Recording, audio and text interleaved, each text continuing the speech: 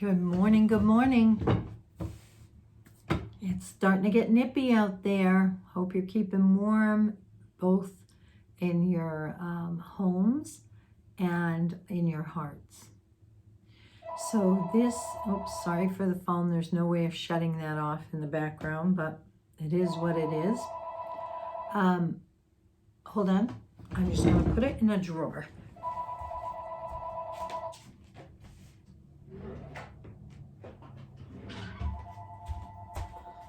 Okay, better. This is real TV. We have dogs barking, phones ringing, and everything. So let me just turn this up. Okay. There we are. Okay. So this is a time where we really need to look at everything that's going on and find a little love in our heart. You know, as we move closer to the election and mudslinging and everything that's happening, regardless of which side you're sitting on right now, doesn't matter. Be in a place of, don't add to this, because we know that as all this goes out in the world, it's going somewhere, and we don't want to add more to what we have to go through right now. So stay tuned and we'll see what happens real soon, but bring some loving into your own hearts. What would it be like to have some self-love and to feel really good and to be at peace in your heart? I'm going to move this a little bit closer. There we go. Sorry, here we go.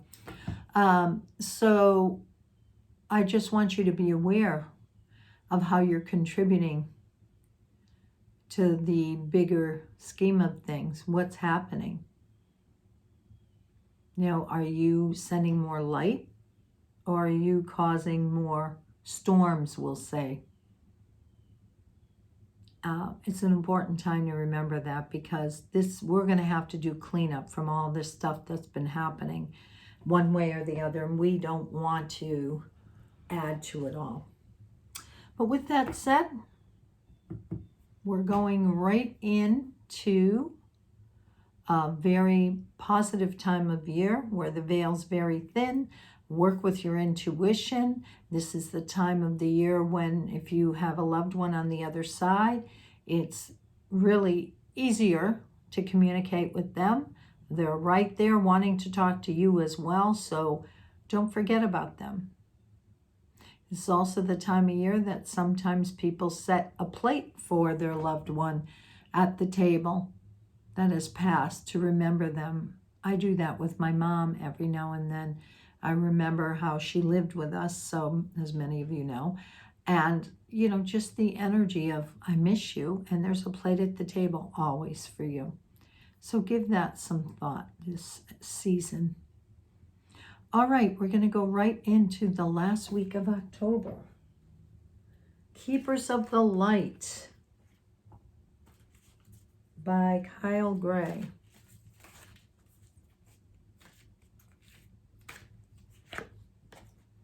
Sanat Kumara, one of the Ascended Masters. Light activation. Shine your light.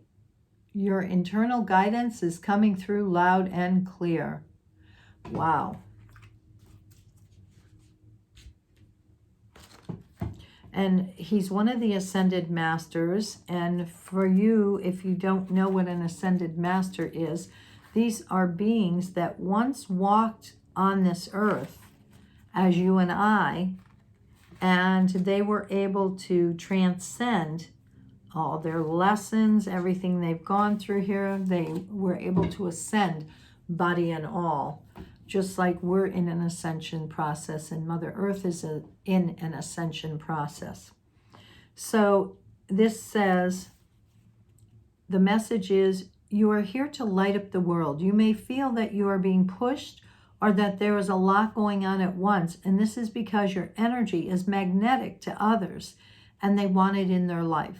Take the time to listen to your inner voice. Remember the cosmic light of heaven and draw it into you. That is all you need to do to inspire the world. I love that. So maybe this week, let's just think about being in a place of taking a moment to close our eyes and imagine that all this light above us, that we're not only bringing it down and filling us up with it, but we are also filling this world with it and everything we're going through right now. I love that. And as you can see, he's all in this white light. Back to the Oracle of E with Colette Byron Reed.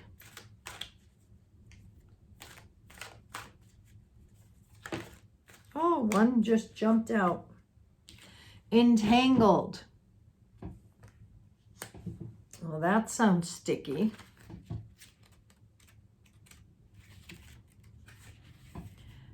You would probably call what's about to happen synchronicity, or maybe even coincidence. It says the big truth is you are already connected to everything and everyone. Quantum physics has its own name for it, entanglement.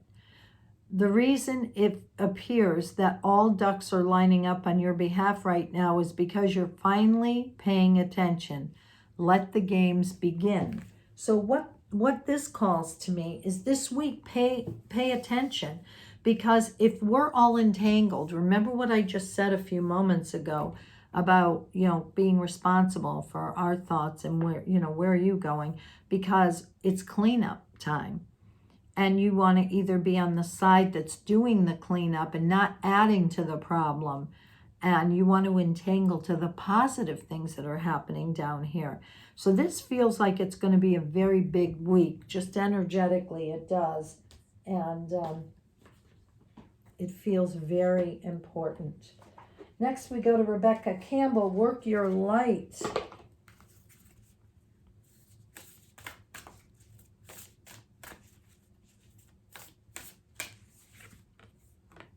Boundaries. Where do you need to establish better boundaries? Look at this picture. Everybody's pulling on her. She has all these chakras all lit up and everybody wants a piece. Boy, do I feel like that sometimes. And I'm sure you all feel like that at times in your life.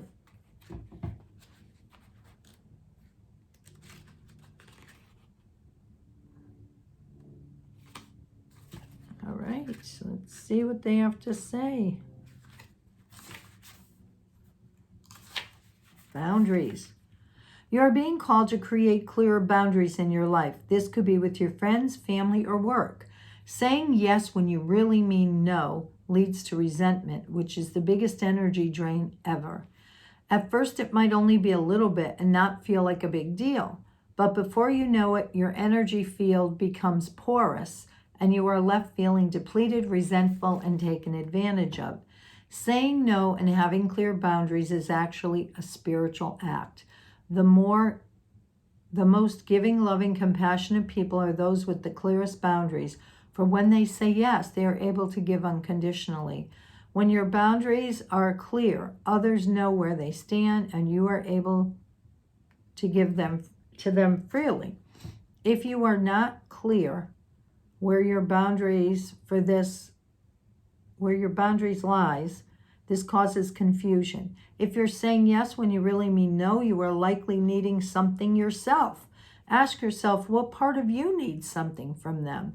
It could be a need for approval, a fear of being seen a certain way, or fear of loss. The best way to gauge your boundaries is to check in with your belly. Your belly is your second brain. It has an intelligence known as gut feeling. So there's no accidents for us to say, what's your gut saying? Tune into this space when deciding what is okay for you. How does it feel? What is trying to communicate with you? So where in your life do you need to establish better boundaries? Boy, I've been working on this and still working on it at some layer now.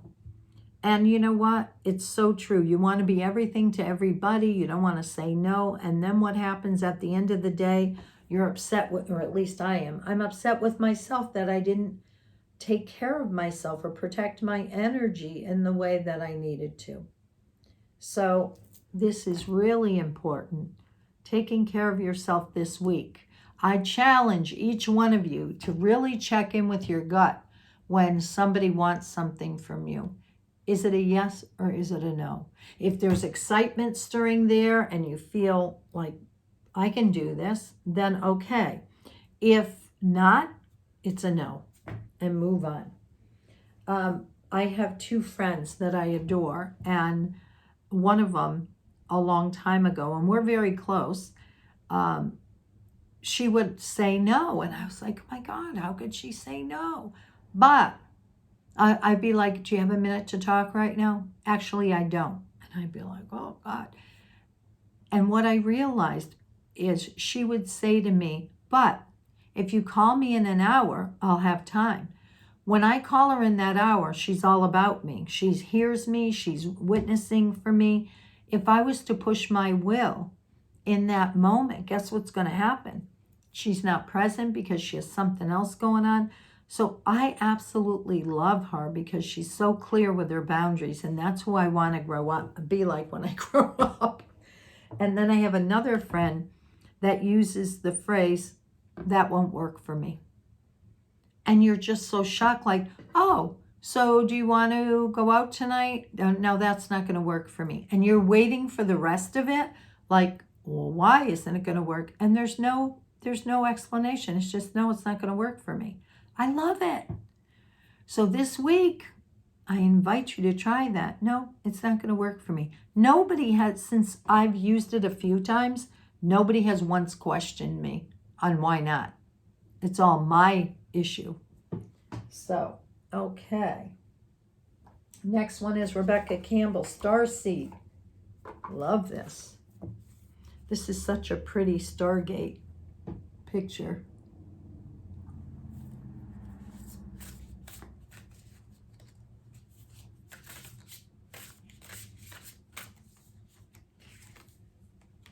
The void. Stop, embrace winter, great cosmic moon.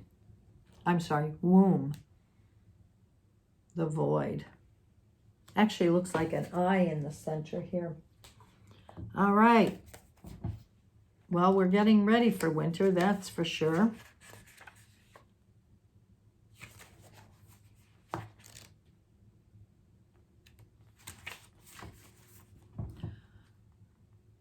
Everything and nothing exists in the void. It's where all life begins and ends. It's the winter and the womb, the fertile darkness where all things originate and all seeds grow, comforting and intimidating, freeing and daunting. It can feel both overwhelming, small, and huge. The void is where faith lives. The message of the void is to surrender to the unknown, to allow the fertile darkness of nothingness, to nourish your new seeds growing within you.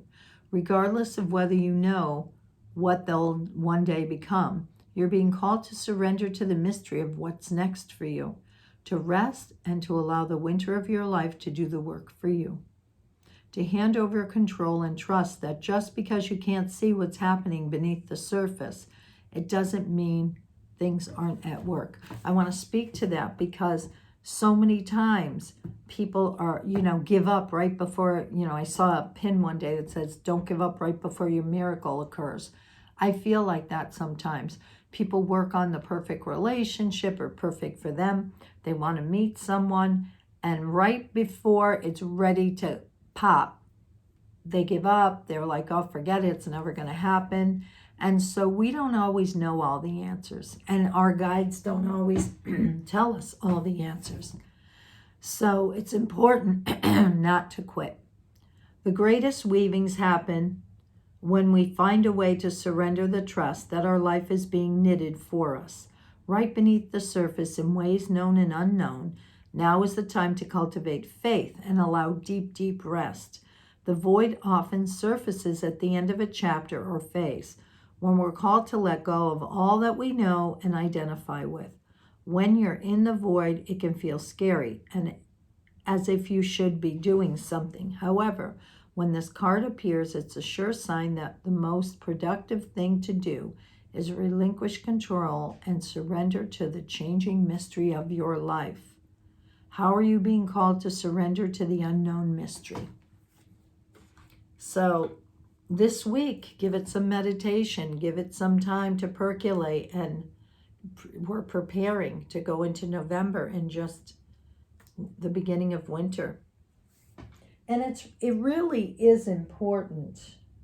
It really is important to know that in winter, we're supposed to be resting. So there's a reason for things. You can't always be on. I'm taking off from December, I think it's the 19th, through January 3rd. I need to rest and regroup before going into next year. Next deck, Moonology by Yasmin Bolin. A Time for Healing, Balsamic Moon. Time for healing.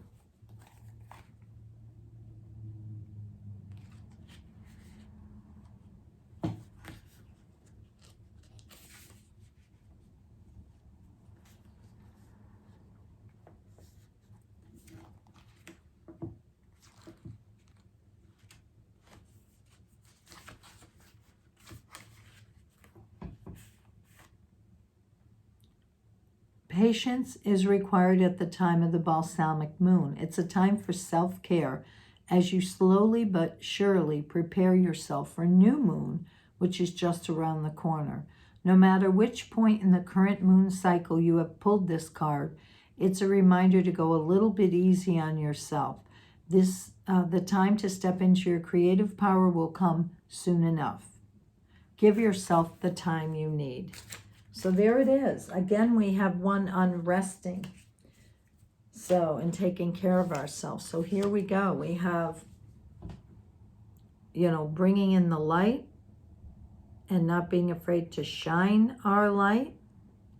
Knowing that we're all connected and that we have to just do our job to keep ourselves where we need to be. And one of the ways we do that is about learning to say no and going into the void, preparing for the winter, and that this is a time for healing for us all. Well, next time we'll be speaking, it will be November, getting closer to the election. So let's hold healing for this planet. Lots of love to you. Love you all. Bye.